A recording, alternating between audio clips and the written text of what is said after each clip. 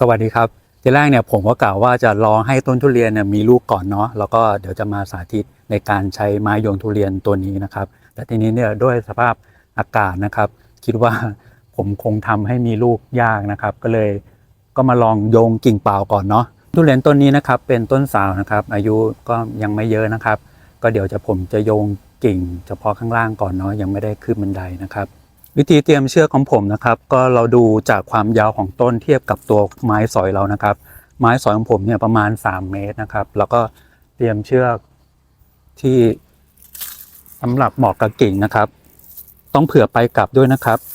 วิธีวัดของผมนะครับความยาวของช่วงแขนของเราเนี่ยก็จะประมาณ1 เมตรพอดีนะครับ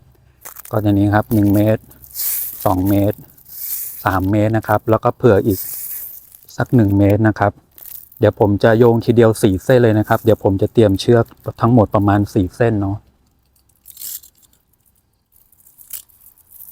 ขั้นตอนเตรียมเชือกนะครับเราจะต้องทำเป็นห่วงก่อนนะครับเพื่อนๆจะใช้เป็นเส้นเดียวอย่างนี้ก็ได้นะครับทีละเส้นทีละเส้นนะครับก็จะได้เป็นห่วงทั้งหมด4 ห่วงนะครับอย่างกรณีนี้เนี่ยเชือกเราเส้นเล็กนะครับเราก็จะใช้มัดรวมกันเลยนะครับผมจะมัดรวมอย่างนี้นะครับ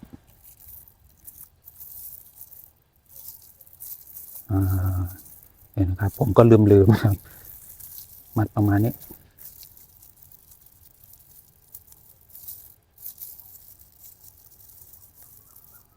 ได้มา4 เส้นนะครับโอเคนี่นะครับก็มีทั้งหมด4 เส้นนะครับเสร็จแล้วก็มาใส่ที่ไม้สอยเรานะครับชึบโอเคเรียบร้อยแล้วนะครับเดี๋ยวเราไปยิงนะครับยิงกิ่งบนนู้นนะครับแทงไปที่ลำต้นเลยนะครับตัวความกว้างของไม้นะครับก็จะอยู่ที่ประมาณ5 ถึง 6 นิ้วนะครับ5 นิ้วก็กำลังดีนะครับแล้วก็แทงเชือกเข้าไปนะครับแล้วก็ได้เชือกมาแล้วเนาะก็ได้เชือกมาประมาณนี้นะครับแล้วเราก็ใส่คล้องแล้วเราก็ลูดขึ้นไปข้างบนนะครับก็ได้มาแล้ว4 เส้นนะครับเดี๋ยวผมจะไปโยง4 กิ่งนะครับเอาเป็นกิ่งทางขวานี้ก่อนเนาะ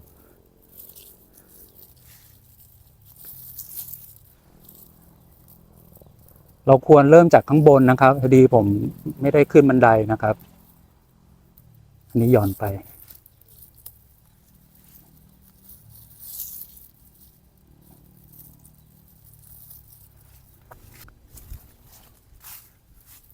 2 เส้นนี้ผมจะโยงที่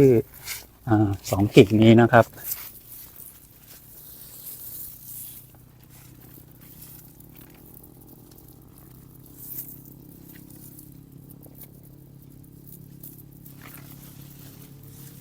นี่โยงกิ่งนี้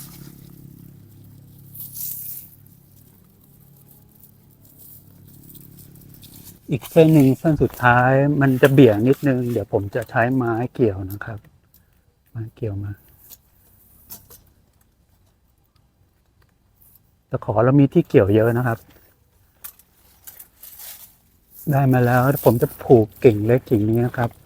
ไอ้กิ่งน้อยอันนี้ต้องควรตัดทิ้งเนาะเพราะมันจะแย่งมันต้องแย่งอาหารกันนะครับผมผูกเรียบร้อยแล้วก็ประมาณนี้นะครับเริ่มจากตรงลำต้นนะครับแล้วก็โยงมาที่กิ่งทั้ง4 กิ่งนะครับเดี๋ยวผมจะโยงฝั่งนี้ต่อเนาะเดี๋ยวผมจะใช้เส้นเดียวดูบ้างนะครับวัดนะครับ1 2 3ประมาณ4 เมตรนะครับแต่แล้วเราก็ทำเป็นห่วงนะครับห่วงประมาณ1นะครับถ้าเพื่อนๆใช้งานแล้วติดขัดเนี่ยมันอยู่ที่ความกว้างความยาวของห่วงเราเนี่ยเนาะประมาณนี้นะครับเสร็จแล้วเราก็มาคล้องที่นี่แล้วก็ฟึบได้แล้วนะครับเราก็ไปเสียบที่กิ่งข้างบนนะครับ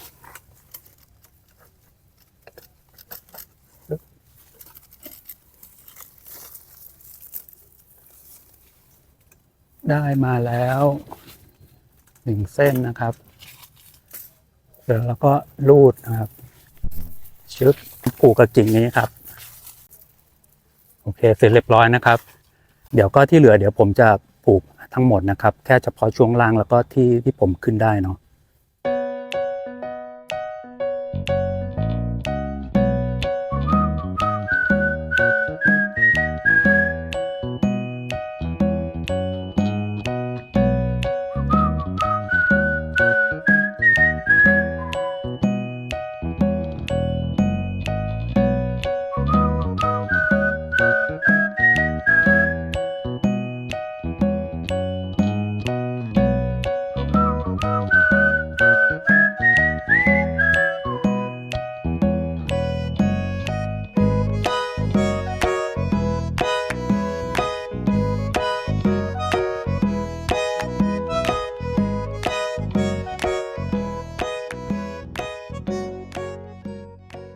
ก็เสร็จเรียบร้อยแล้วนะครับก็จะได้ประมาณนี้นะครับผมเสียบทีเดียว5เส้นเลยเนาะก็เลยไวนิดนึงนะครับก็มาโยงแต่ละกิ่งนะครับแล้วก็เราไม่จำเป็นจะต้องเสียบที่ต้นก็ได้นะครับไปเสียบที่กิ่งที่เป็นกิ่งค่อนข้างที่จะแข็งแรงนะครับก็เป็นตัวฝากก็ได้เช่นกันนะครับตัวไม้ตัวนี้นะครับคือผมทำขึ้นมาใช้งานเองแล้วก็ทำคลิปวิธีการทำนะครับแล้วก็มีเพื่อนๆสนใจนะครับอยากจะลองนำไปใช้ดูนะครับผมก็เลยทำขายนะครับในการโยงทุเรียนนะครับก็มีวิธีการหรือเครื่องไม้เครื่องมือเนี่ยหลายๆอย่างนะครับเพื่อนๆก็ลองพิจารณาดูใช้งานให้เหมาะสมนะครับก็ไม่จำเป็นว่าวิธีนี้ก็จะเป็นวิธีที่ดีที่สุดนะครับโอเคนะครับสวัสดีครับ